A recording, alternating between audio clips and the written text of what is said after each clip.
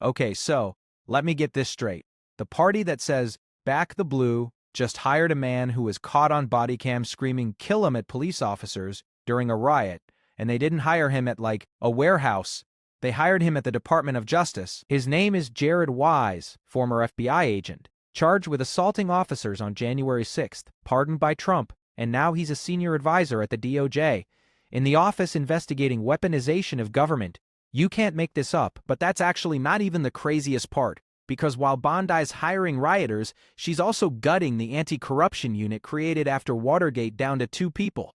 And she disbanded the entire crypto enforcement team while the Trump family is pulling in over $1 billion in crypto. So here's what you're about to watch. Rep. Neguse goes right at Bondi in the Judiciary hearing. He brings the body cam footage, the staffing numbers, and the crypto money trail. And watch how she responds.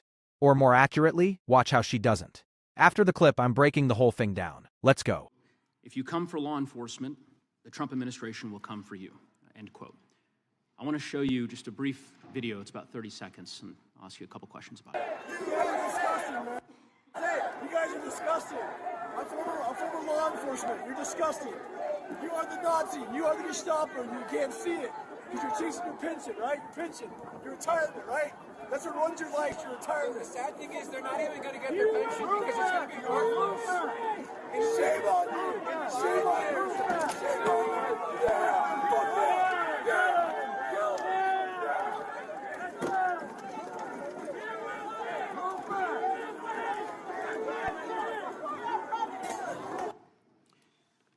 Attorney General Bondi, that man works for you now, right?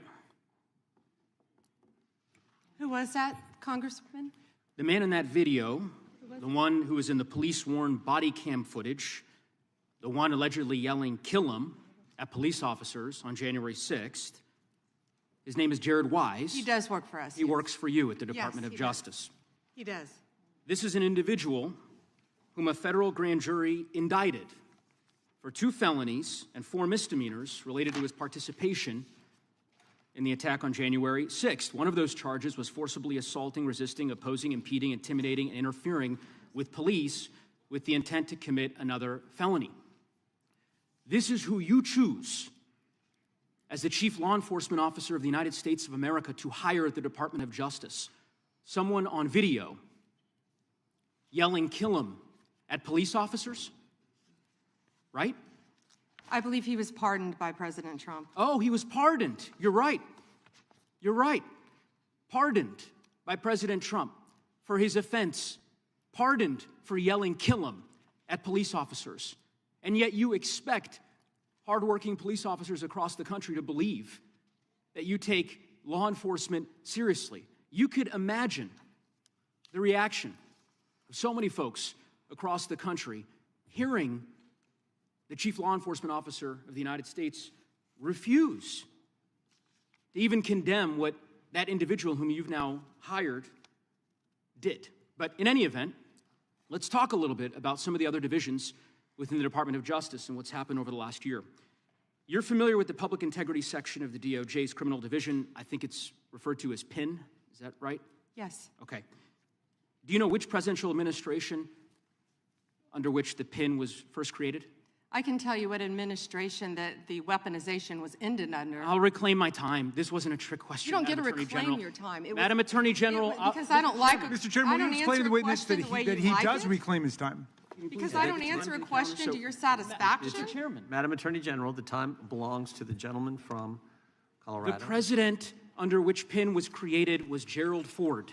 It was created after Watergate. I'm not asking a question, Madam Attorney General. The administration under which it was created was Gerald Ford. When you first started as the Attorney General of the United States, there were 35 people working in that office. There are now 2 people working in that office because you have gutted it. How many people work for the National Cryptocurrency Enforcement Team in the criminal division today? Can I answer the question about PIN? I've asked you a question. How many You've people asked work? me a question, but you don't How want many the answer. people work I'm not for the gonna answer National your questions the way you Cryptocurrency want. Enforcement Team? You won't answer how many I'll people? answer PIN. You. PIN will not be you know what? weaponized. You know what? What's Madam funny Attorney about General, this? I'll say to the chairman. What's funny about Chairman, this? you know what? The answer is And I think I What's understand why funny the about Attorney General this? does not want to answer the question. Because you eliminated the National Cryptocurrency Enforcement Team last year. So I understand why you don't want to tell the American people who works there. Yeah, I no one understand works why there you don't want to anymore, talk about Madam Mohammed Attorney Solomon General. in So, your district. in any event, who I would murdered people. Mr. Chairman, will you stop the clock so his time is not wasted by I've the been witness? very generous with allowing extra time when we have these little disputes. I understand. You got the time, Mr. Neguse. I might as well ask the chairman these questions. I'd be happy because to what answer what some is of your fu- questions. What's profound, the questions I've Profound? asked, The crime in questions your I've district. asked, Mr. Chairman, are not trick questions. They're not gotcha questions.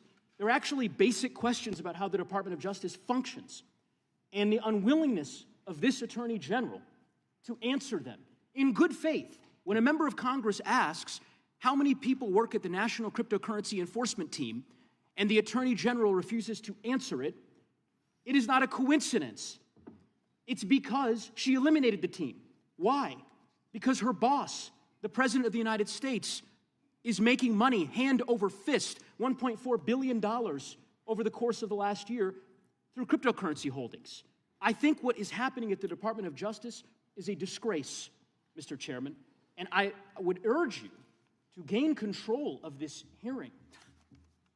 With that, I yield back the balance of my time. Yeah.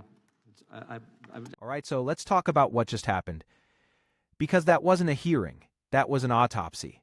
Neguse basically laid out how the DOJ has been systematically dismantled in 3 moves, and Bondi just sat there like she was waiting for a different question. Let's start with Jared Wise.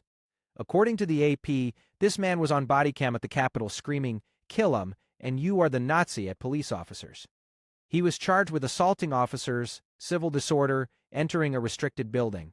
He was a former FBI agent who had his security clearance revoked after the riot. Trump pardoned him day one, and now he's a senior advisor in the DOJ office overseeing the Congressional Weaponization Task Force. So the guy who attacked officers at the Capitol is now working in the office that reviews whether the government was too mean to people who attacked officers at the Capitol. Read that again. Senate Democrats sent a letter calling this, and I quote, "an insult to every law enforcement officer who defended the Capitol that day."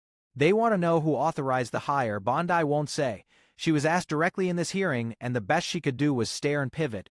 That's not an answer. That's a tell. Now, the public integrity section. This unit was literally created after Watergate. Its entire purpose is prosecuting corruption by public officials. According to the New York Times, it's been gutted from about 25 prosecutors down to 2. 2 people to police corruption across the entire federal government. Think about what that means. If a congressman takes a bribe, if a federal official is on the take, if someone in the executive branch is running a pay-to-play scheme, there are now 2 people in the entire Department of Justice whose job it is to do something about it. 2. That's not a skeleton crew. That's a sign that says closed for business, and if you're a corrupt official, that's the best news you've heard all year. And then there's the crypto thing. Neguse asked Bondi how many people are on the National Cryptocurrency Enforcement Team. She wouldn't answer. You know why? Because the answer is 0. The DOJ memo disbanded it. The entire team that investigated crypto fraud, gone. Effective immediately. Now here's where it gets interesting. According to the New York Times, the Trump family has pulled in over $1 billion from crypto ventures since the election. World Liberty Financial, Memecoins, the whole operation, and according to multiple outlets, a foreign entity invested $500 million into that venture days before the inauguration. So let me make sure I'm tracking this. The president's family is making billions in crypto. A foreign government dropped $500 million into their project right before he took office. And the first thing this DOJ does is disband the only team that investigates crypto fraud. That's not deregulation. That's a getaway car. And Bondi wouldn't confirm any of it, wouldn't say how many people are on the team, wouldn't address the conflict, just sat there. Because saying the number out loud, 0, would confirm the whole thing on camera, and she knows it. So let me connect the dots. 1. They hired a pardoned January 6 defendant who screamed "kill him" at cops to work inside the DOJ reviewing weaponization claims. 2. They gutted the anti-corruption unit created after Watergate down to 2 prosecutors. 3. They dissolved the